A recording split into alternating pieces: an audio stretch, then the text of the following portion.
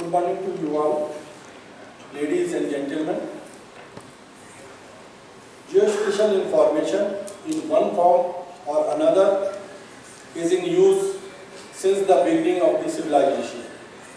It lays the foundation for all kinds of developmental activities. History stands witness to this fact that only those civilizations have flourished which were on the quest to explore new people, new countries and new realities using geospatial information in some form like maps. Survey of India is the oldest scientific department of the country and is the national surveying and mapping agency. It has been catering the mapping requirement of the whole country for the last 2.5 centuries. It is responsible to maintain an updated general purpose map coverage of the entire country on suitable scales for all users. It is also responsible for keeping in place an upgraded reference framework which can be utilized by others for their needs. It provides tidal, geomagnetic and gravity data for scientific activities and other uses. It also carries out surveys for defense and national level development projects. Survey of India faced two major difficulties in fulfilling this mandate. First one is the challenge posed by the large extent of the country. The second is the need for huge resources to map the country in shorter intervals.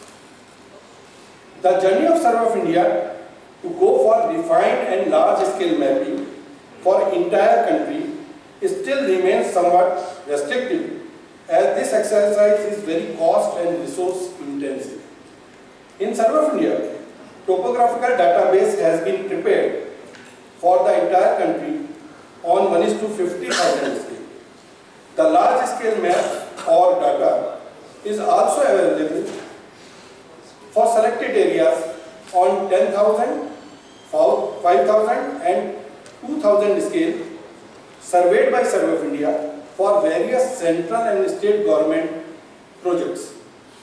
This topographical database of the country forms the foundation data set on which other departments like Geological Survey of India, Archaeological Survey of India, Forest Survey of India, NETMO, NRSC, Central Groundwater Board, Census, Central Water Commission prepare their thematic maps and data layers.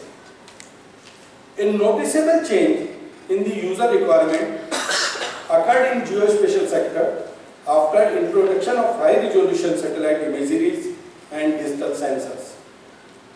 Low-flying platforms, GPS, GNSS, RTK, PPK, LIDAR and IFSAT technologies, web technologies, mobile technologies, high-speed computer capable of processing big data and cloud computing are also now readily available for use. The government's initiative to upscale developmental activities in India has brought several new projects like National Urban Information System, Digital India Land Record Modernization Program, Integrated Coastal Zone Management, Central Mine Planning and Design Institute Project, Smart Cities, Amrit, National Hydrological Project, National Mission for Clean Ganga and Swamit. These projects require large-scale mapping. The generation of high-accuracy data is possible, and now the users demand the sub-meter accuracies and larger-scale mapping. This makes a paradigm shift in the requirement from mapping agencies. There is increasing demand for high-resolution, large-scale mapping, which is in sharp departure from the medium and small-scale maps data that Survey of India used to prepare in the past. Any map providing agency has to understand the trend of users of their products and align itself with the same. Survey of India has well aligned itself to this evolving landscape and is positioning itself well to meet the emerging technologies. Survey of India carried out a series of large-scale surveys. To begin with, there was Integrated Coastal Zone Management Project, wherein a 9 cm GSD aerial photography using digital camera was done and fieldwork was partly outsourced to private firms for the first time. The success of this project was remarkable. Mapped the neighborhood in Uttarakhand where LIDAR technology was used for the first time for large-scale terrain data collection in difficult Himalayan terrain. National Hydrological Project, wherein a combination of latest technologies is being used involving drone survey, LIDAR survey, gravity survey and geoid modeling. Generation of high resolution 3 to 5 meter and half meter dam and establishment of course network is also being done. National Mission for Clean Ganga project, in which technologies similar to an NHP project are being used. Yet both the projects are in UP and we have completed about establishment of about 32 course stations. Apart from that, LIDAR mapping is going on, flying is going on, and geoid modeling of Uttarakhand, Uttar Pradesh, Jharkhand is completed. Large-scale mapping projects in the state of Haryana, Maharashtra, Karnataka, wherein large-scale drone survey of 10 cm accuracy is being done. The recent one is the prestigious Swamit scheme launched by the Honorable PM, wherein the Abadi land of entire country, in which large-scale drone survey,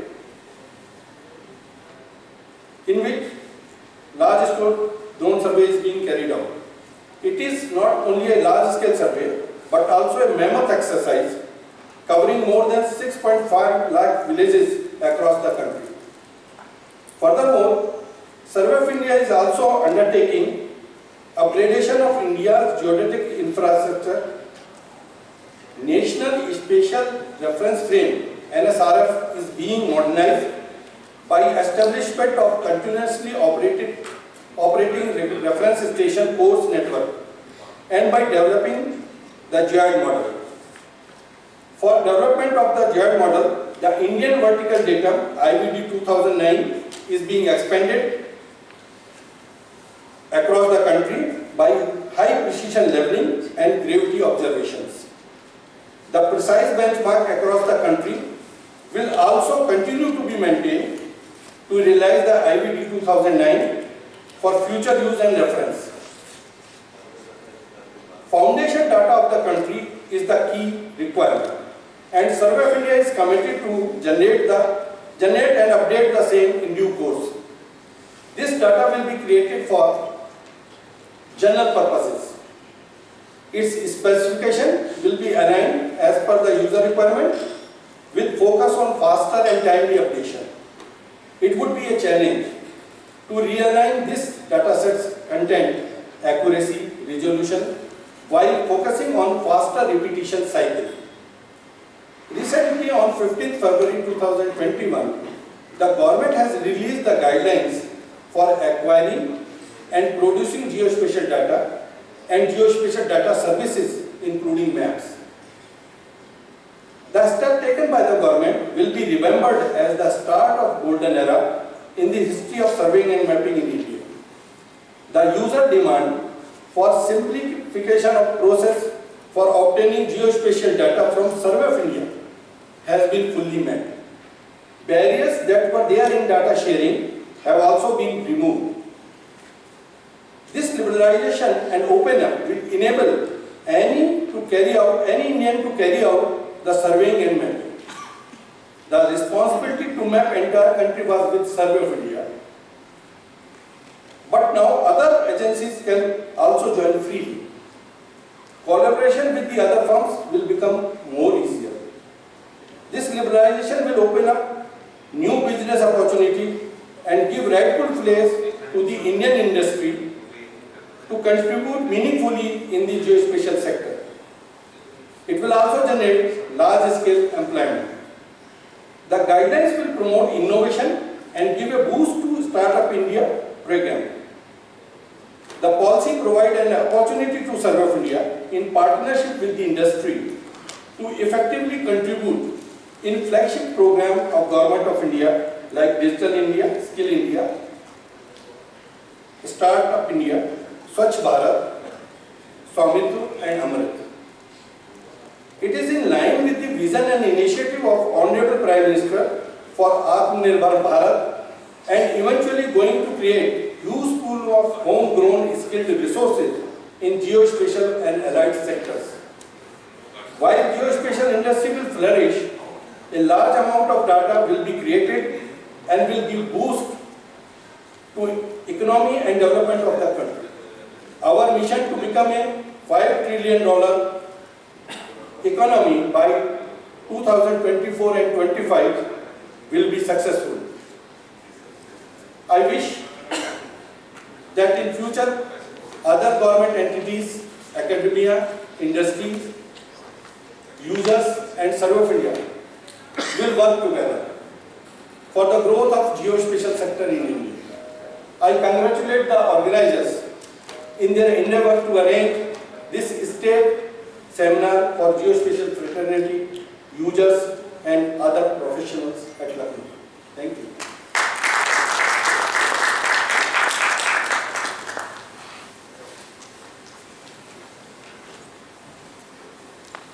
Thank you, sir. Thanks for